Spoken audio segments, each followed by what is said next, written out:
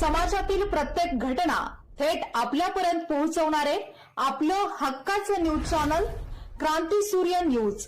संपादक शशिकांत राजवंत।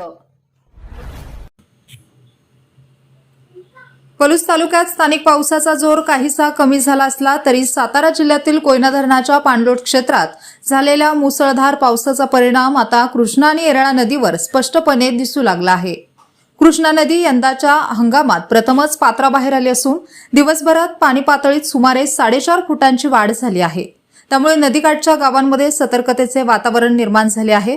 मंगळवारी दुपारी नागठाणे येथील कृष्णा नदीवरील बंधारा पाण्याखाली गेला। बंधाऱ्यावरून पाणी वाहत असल्याने प्रशासनाने वाहतूक पूर्णपणे बंद केली आहे। त्यामुळे नागठाणे व वाळवा तालुक्यातील शिरगाव यांमधील संपर्क तुटला आहे।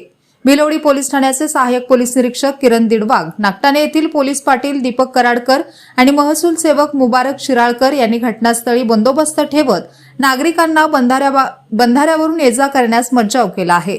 भिलवडी येथील कृष्णा नदी घाटासमोरील ऐतिहासिक मोठे मंदिरही पुराच्या पाण्यात जलमय झाले असून सायंकाळपर्यंत भिलवडी येथील पुलाजवळ नदीची पातळी सुमारे 25 फुटांपर्यंत पोहोचली होती। नदीकाठच्या बुर्ली, आमनापूर, धनगाव आणि भिलवडी परिसरातील पोटमळ्यांमध्ये पाणी शिरू लागल्याने शेतकरी गवत व अन्य साहित्य सुरक्षित ठिकाणी हलवण्यासाठी धावपळ करत आहेत। दरम्यान येरळा नदीलाही पूर आल्याने खटाव नांद्रे मार्गावरील पूल पाण्याखाली गेला असून खटाव आणि नांद्रे गावांमधील संपर्क पूर्णपणे तुटला आहे। त्यामुळे या मार्गावरील वाहतूक बंद करण्यात आली असून नागरिकांना पर्यायी मार्गांचा वापर करण्याचे आवाहन करण्यात आले आहे।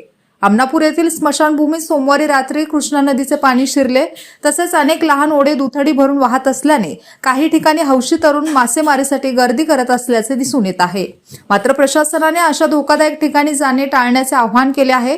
भिलवडी पोलीस ठाण्याचे सहाय्यक पोलीस निरीक्षक किरण दिडवाग यांनी नागठाणे बंधारा तसेच भिलवडी येथील कृष्णा नदी परिसराला भेट देऊन परिस्थितीची पाहणी केली आहे। त्यांनी संबंधित यंत्रणांना सतर्क राहण्याच्या सूचना दिल्या असून नदीकाठच्या नागरिकांनी अफवांवर विश्वास न ठेवता प्रशासनाच्या सूचनांचे पालन करावे असे आवाहन केले आहे।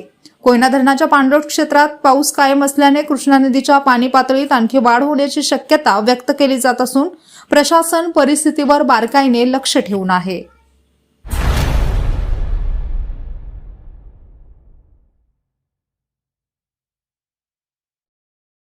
क्रांती सूर्य न्यूज। संपादक शशिकांत राजवंत। सबस्क्राइब करा,